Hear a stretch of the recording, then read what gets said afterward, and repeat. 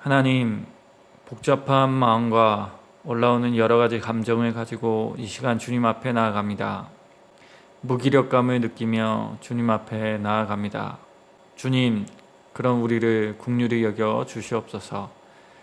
긍휼히 여겨 주셔서 우리로 이것을 감내할 수 있도록 새 힘을 허락하여 주시옵소서.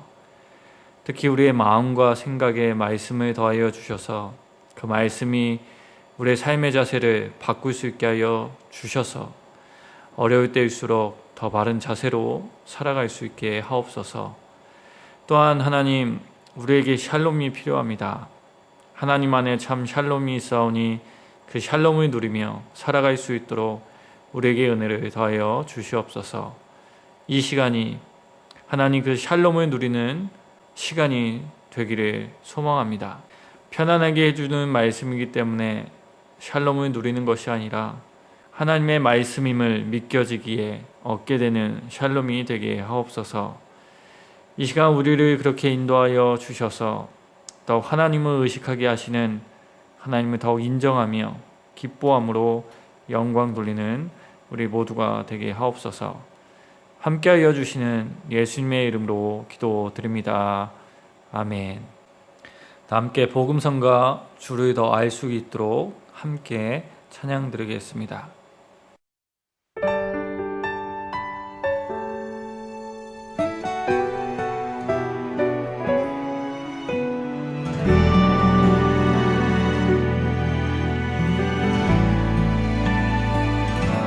아픈 시절 속에 마음 쉴 곳 없네.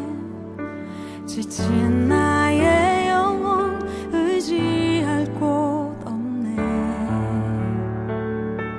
고아갔던 나를 그가 품으셨네. 죽어가던 나를 그가 살리셨네.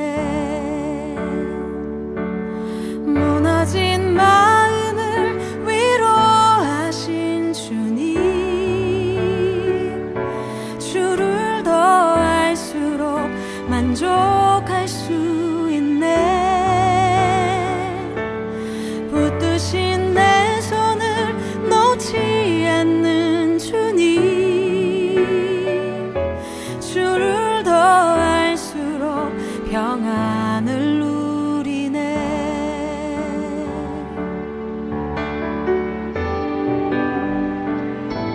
어디서 왔는지 어디로 향할지 갈 길 알 수 없어 소망도 없었네. 헤매이던 나를 주가 부르셨네. 거룩한 길 위에 나를 세우셨네. 내 삶에 오셔서 길이 되신 주님, 주를 더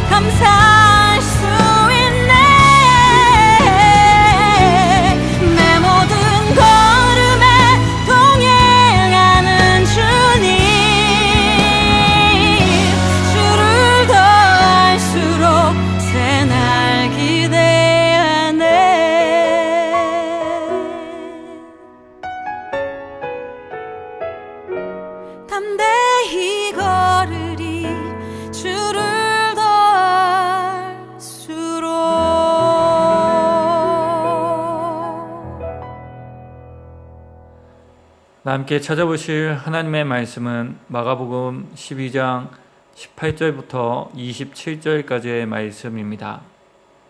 마가복음 12장 18절부터 27절까지의 말씀, 나 자주신 줄 알고 받들어 봉독하겠습니다. 부활이 없다 하는 사두개인들이 예수께 와서 물어 이르되, 선생님이여, 모세가 우리에게 써 주기를 어떤 사람의 형이 자식이 없이 아내를 두고 죽으면 그 동생이 그 아내를 취하여 형을 위하여 상속자를 세울지니라 하였나이다. 7형제가 있었는데 마지가 아내를 취하였다가 상속자가 없이 죽고, 둘째도 그 여자를 취하였다가 상속자가 없이 죽고, 셋째도 그렇게 하여 일곱이 다 상속자가 없었고 최후의 여자도 죽었나이다. 7사람이 다 그를 아내로 취하였으니 부활 때 곧 그들이 살아날 때에 그 중에 누구의 아내가 되리이까? 예수께서 이르시되, 너희가 성경도 하나님의 능력도 알지 못함으로 오해함이 아니냐? 사람이 죽은 자 가운데서 살아날 때에는 장가도 아니가고 시집도 아니가고 하늘에 있는 천사들과 같으니라. 죽은 자가 살아난 것을 말할진대 너희가 모세의 책 중 가시나무 떨기에 관한 글에 하나님께서 모세에게 이르시되, 나는 아브라함의 하나님이요 이삭의 하나님이요 야곱의 하나님이로라 하신 말씀을 읽어보지 못하였느냐? 하나님은 죽은 자의 하나님이 아니요 산자의 하나님이시라. 너희가 크게 오해하였도다 하시니라. 아멘. 예수님 당시 유대인들은 4개의 그룹으로 나눌 수 있었습니다. 한 그룹은 율법을 지킴으로 민족을 다시 새롭게 세우겠다고 다짐했던 바리새파이었습니다. 또 한 그룹은 제사장들의 조직으로서 친로마의 성향을 가지고 있었던 사두개인들이었습니다. 세 번째 그룹은 로마로부터 폭력혁명을 꿈꿨던 열심당이었고, 마지막으로 광야에 수도 생활을 하던 에세네파가 네 번째 그룹이었습니다. 하지만 열심당과 에세네파는 바리새파와 사두개파에 비하면 그 숫자가 너무 적었습니다. 그래서 당시 사회 주도권 싸움은 바리새파와 사두개파 사이에 일어났습니다. 그들의 다툼은 주로 신학적인 논쟁이었습니다. 그 중에서도 가장 두드러진 다툼은 부활에 관한 것이었습니다. 왜냐하면 바리새인들은 부활을 믿었지만 사두개인들은 부활을 믿지 않았기 때문입니다. 그렇다면 예수님은 부활에 관하여 어떤 입장을 가지셨을까요? 예수님은 부활을 믿었지만 바리새인들과는 그 내용을 달리 하셨습니다.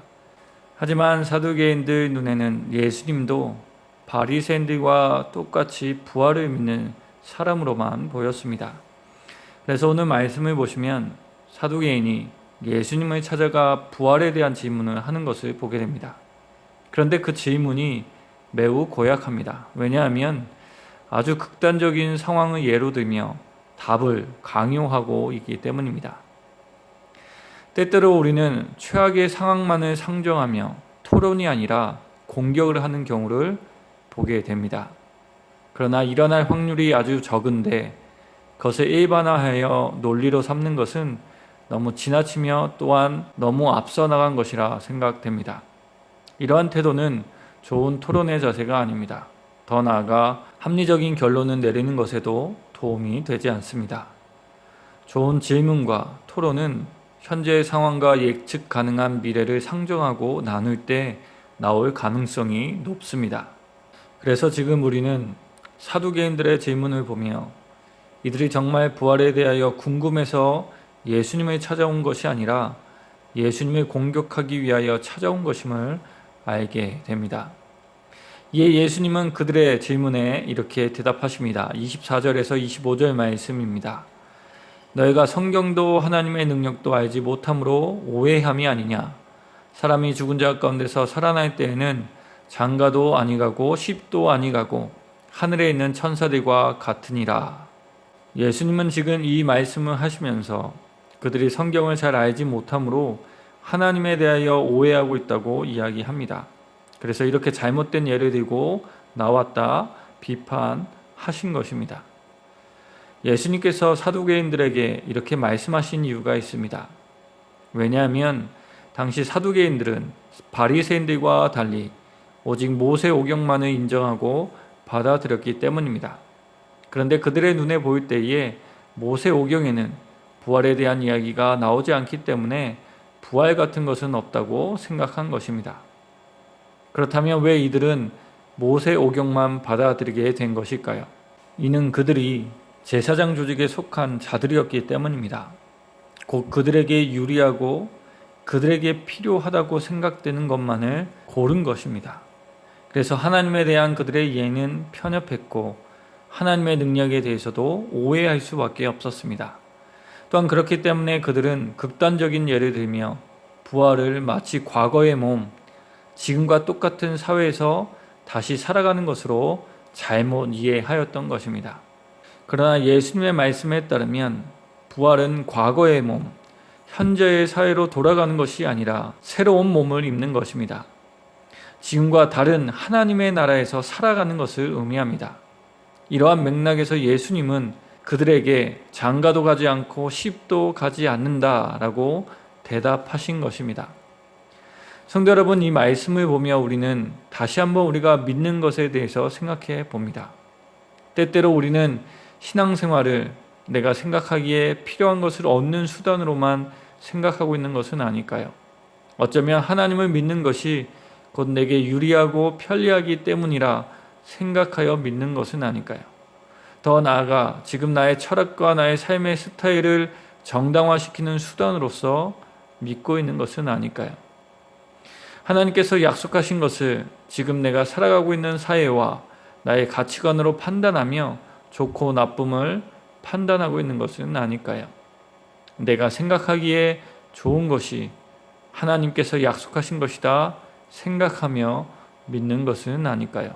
목사도 교육자도 때론 그럴 때가 있습니다. 세상의 기준으로 하나님의 약속을 평가할 때가 있습니다. 하나님의 은혜를 세속적인 것과 연결해서 생각할 때가 있습니다. 그리고 그것을 주실 때에만 하나님의 은혜로 생각할 때도 있습니다. 반대로 여러 가지 문제가 발생할 때 하나님의 이름으로 편법을 정당화시키며 해결하려고 할 때도 있습니다. 그것이 오히려 하나님의 뜻이라 생각해 버리면서 말이죠. 이런 모습을 보며 니체와 같은 철학자는 신이 죽었다라고 이야기하였습니다.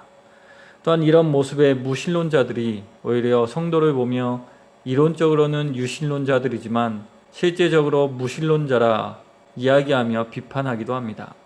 물론 그들의 이해와 평가가 다 맞는 것은 아닙니다. 그러나 오늘 말씀에 나타난 사두개인의 모습이 우리의 모습은 아닌지 예수님의 말씀을 빌어 생각해 보게 되어집니다.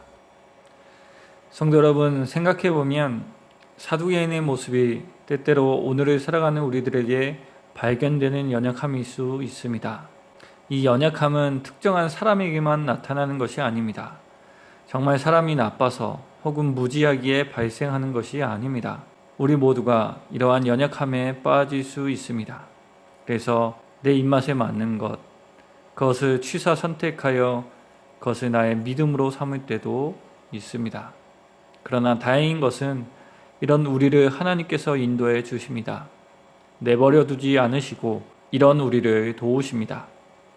이 도우심을 우리는 성경의 역사를 통해서 알게 됩니다.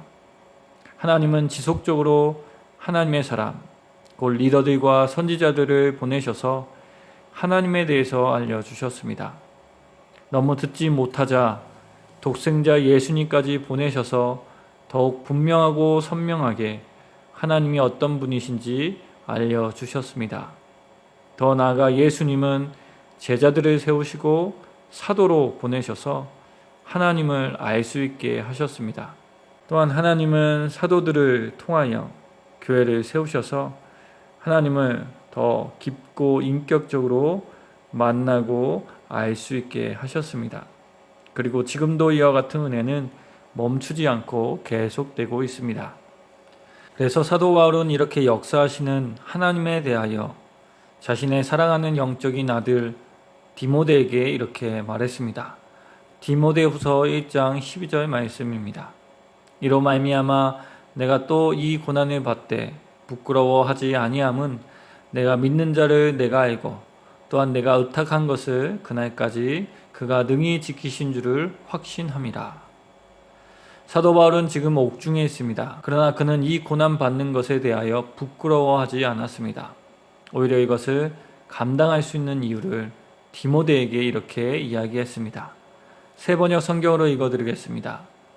나는 내가 믿어온 분을 잘 알고 있고 또 내가 맡은 것을 그분이 그날까지 지켜주실 수 있음을 확신합니다.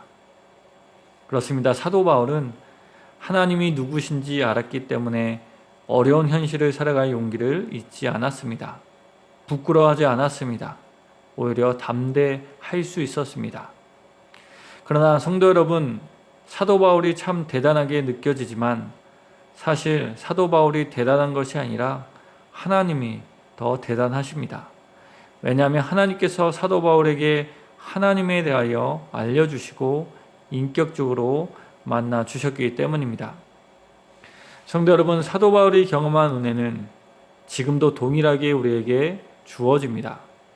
모쪼록 이 은혜를 기억하며 하나님을 더욱 알기 원하게 되는 우리가 되기를 소망합니다. 말씀을 더욱 가까이 하는 우리가 되기를 소망합니다. 그리고 우리에게 하나님을 알려주시는 그 은혜를 누림으로 하나님을 오해하지 않는 우리가 되기를 원합니다. 그 하나님과 함께 오늘을 잘 감당하며 살아가게 되는 우리 모두가 되길 주님의 이름으로 강복하며 이 말씀을 전해드렸습니다. 함께 기도드리겠습니다. 하나님, 우리에게 하나님을 알려주시되 포기하지 아니하시고 인격적으로 알려주시니 감사합니다. 그래서 사두개인의 모습처럼 하나님을 오해하지 않고 하나님의 능력을 믿으며 온전한 것을 사모하며 살아가게 하시니 감사합니다. 그 은혜가 다함이 없음을 믿고 주를 더 알기 위하여 힘쓰는 우리가 되길 원합니다. 주님 인도하여 주시옵소서. 그리하여 하나님을 더 깊이 알게 되므로 주어진 삶을 잘 감당하며 만족을 누리게 하옵소서. 또한 온전하게 주님을 알게 되므로 마땅히 구할 것을 구하게 하시고 기대할 것을 기대하게 되는 우리 모두가 되게 하옵소서. 오늘도 주신 하루를 잘 보내게 하실 줄 믿습니다. 하나님과 함께 동행하는 하루가 되게 하옵소서. 특히 어려움 중에 있는 모든 분들을 기억하여 주셔서 위로하여 주시고 힘을 더하여 주옵소서. 우리로 더욱 주님을 알게 하여 주시는 예수님의 이름으로 기도드립니다. 아멘. 다 같이 주님 가르쳐 주신 기도함으로 아침 묵상 마치겠습니다. 하늘에 계신 우리 아버지, 아버지의 이름을 거룩하게 하시며 아버지의 나라가 오게 하시며 아버지의 뜻이 하늘에서와 같이 땅에서도 이루어지게 하소서. 오늘 우리에게 일용할 양식을 주시고 우리가 우리에게 잘못한 사람을 용서하여 준 것 같이 우리 죄를 용서하여 주시고 우리를 시험에 빠지지 않게 하시고 악에서 구하소서. 나라와 권능과 영광이 영원히 아버지의 것입니다. 아멘.